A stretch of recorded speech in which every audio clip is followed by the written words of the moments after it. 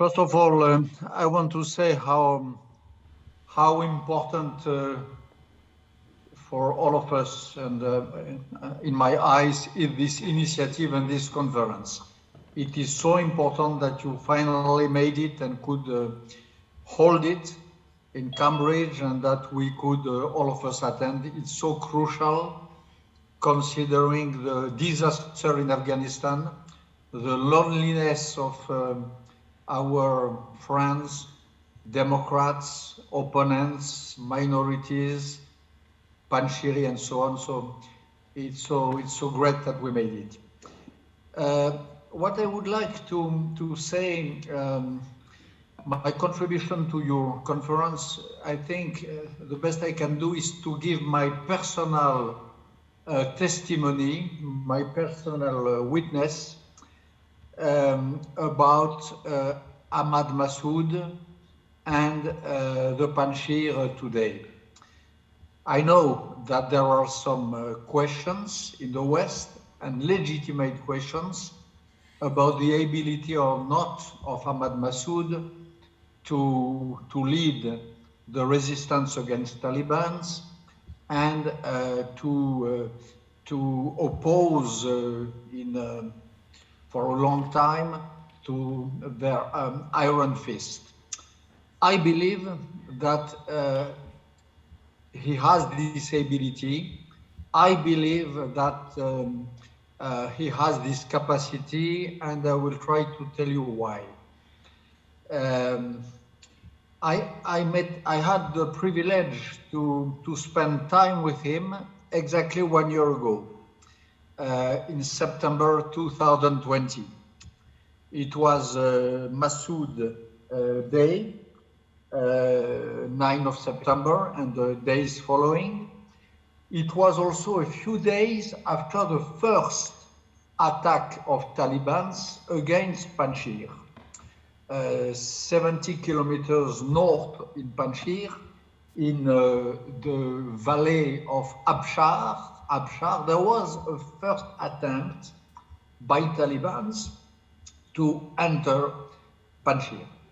And I was there in the next days, if not hours. And I met Ahmad Massoud there. And what I saw is the following, and this is what I want to share with you, ladies and gentlemen. First of all, I saw a great history of transmission, a great history of faithfulness, a great example of fidelity. Honestly, I was very, very impressed by the degree, the extent of authenticity of the way in which Ahmad Massoud perceived the heritage of his father and the way in which he had decided and made his mind to follow this path. He told me, there was very moving moments, by the way. He told me the details of the death of Ahmad Shah Massoud in a very concrete and detailed way, which I never heard, by the way, in such a precise way. He explained to me why his father for him was not only a father, but was a mentor. And he told me that how and why the aim of his life was to continue and to embody and to incarnate this heritage. So I heard that, and there was a tone of sincerity, of goodwill, of determination. There was a sense of making his own destiny through this fidelity, which really did shake me at this time. Number two, during these days I shared with him, I saw him among the Panjshiri, among his people, and among those who are probably the fighters of today. And what impacted me, what impressed me, was the mix between, we had, in particular, one big meeting when he addressed his commanders and where he asked me the honor of addressing a few words also to them. And what I saw was the mix, the amalgam, the meeting in one unity of old and young, people of Ahmed Shah Massoud and people of Ahmad Massoud, commanders very well experimented of the past, who had the experience of the fight against the Sovietics, for some of them, the eldest, and very young commanders who were shaped under the pattern of Ahmad Massoud himself. So I think that I saw with my eyes this real encounter, this organic, the start of an organic mix between the two generations of Mujahideen. This again, I saw that. What I saw also, it happened to be, as I told you, the day of Massoud's death, and there was a big ceremony, a big homage at the memorial of Massoud. This very memorial, which has been vandalized a few weeks ago by the Taliban or by uncontrolled elements, but whom the Taliban authorized to do their barbaric act. So it was the Massoud Day. And on this Massoud Day, there was a ceremony of homage. And in this ceremony of homage, there was worshippers of the memory of Ahmad Shah Massoud from Panjshir, but also coming from a lot of areas of Afghanistan. And honestly, I was surprised of that. I was surprised to see delegations, rather strong delegations from Jalalabad, from Ghazni, from Herat, and even from Kandahar. People, men, who had come all the way through to pay homage to the great Commander Ahmad Shah Massoud, and who pay homage behind Ahmad, behind the son. I did not expect, of course, that the course of history would move so quickly, and that 1 year exactly after, the Taliban will be holding the ground. But I told me that if that happened one day, Ahmad Massoud was in a sense in a position which was, in a sense, nearly better than the position in which his father was 20 years ago.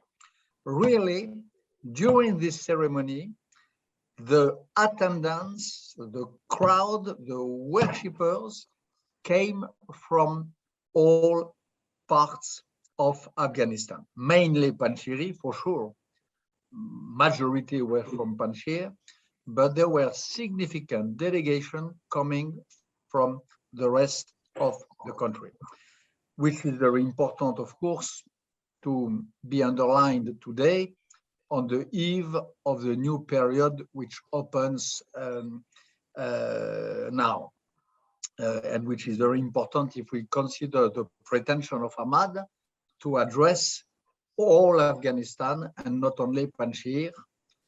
I think, and I know that I disagree saying that with many so-called experts, I think that this ambition of addressing himself to Afghans in general is founded, that there is a ground for it.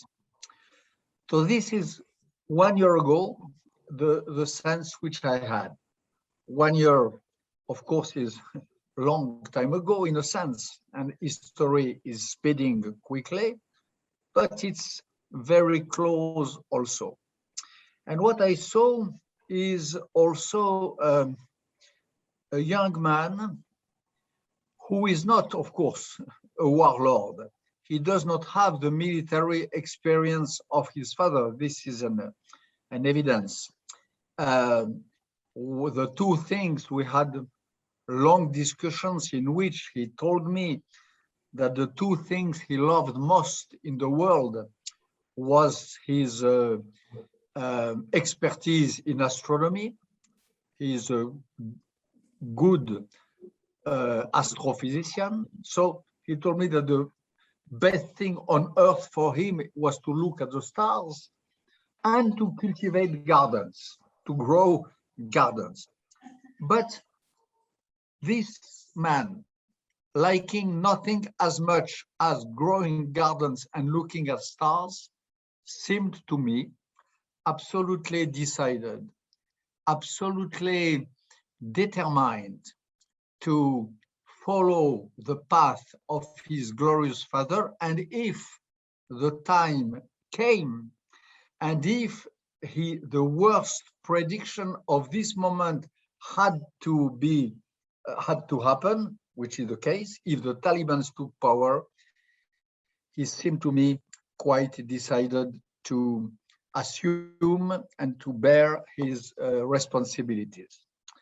So I was not surprised when on August 20 or 25 of this year, 1 month ago, when the Taliban began to say that he surrendered, I was not surprised when he said in a phone conversation with me 1 month ago, I'm the son of Ahmad Shah Massoud, and surrender is not part of our dictionary. I was not surprised when the international press and the Taliban social networks first said that they took the Panjshir, that the Panjshir had fallen when Ahmad Massoud said, we are back to the time, to the old time. The barbarics might hold the valleys, but they don't hold the mountains. Panjshir is still unviolated and untaken, and we are still ready to resist in the mountains. And I was not surprised when, even more striking, when he addressed his message of hope and of resistance, not only to Panjshir, but to whole Afghanistan.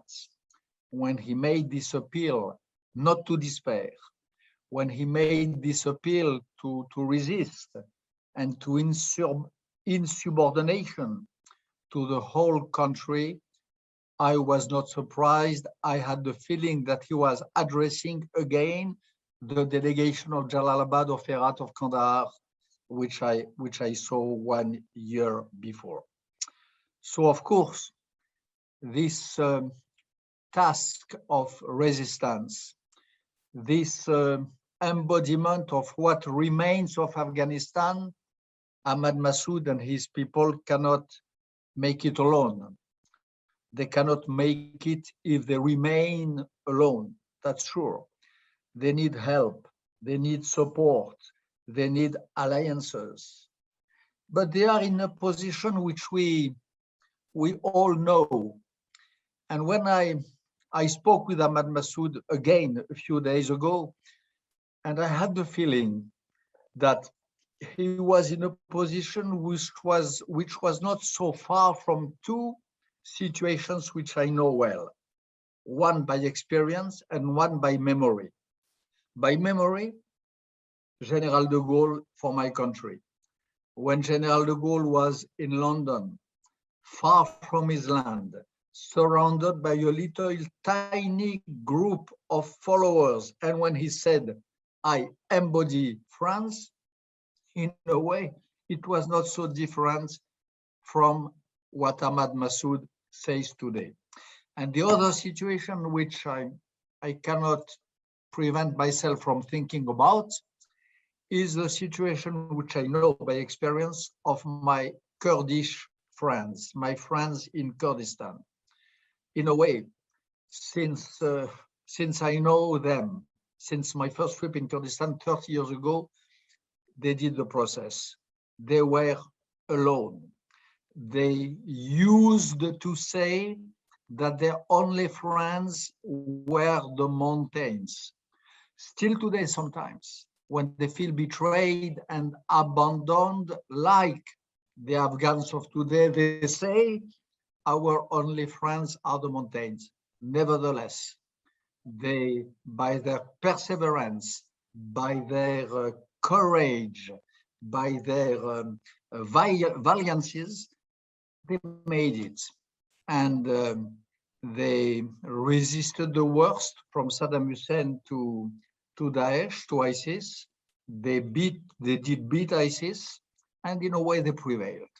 So my feeling, my expectation, my bet, my hope, but not only my hope, what I expect is something like a similar experience happening in Afghanistan. We can foresee, if we help, if we support, if the public opinion is not discouraged, if there is some diplomatic support from free and democratic countries as ours, UK, France, and others, we can expect a sort of Kurdish situation, which means a little Panjshir addressing to all the women and men of goodwill in Afghanistan, having a long resistance, inclusive, including all minorities as it is in the program of Ahmad Massoud, and at the end of the day, prevail and win.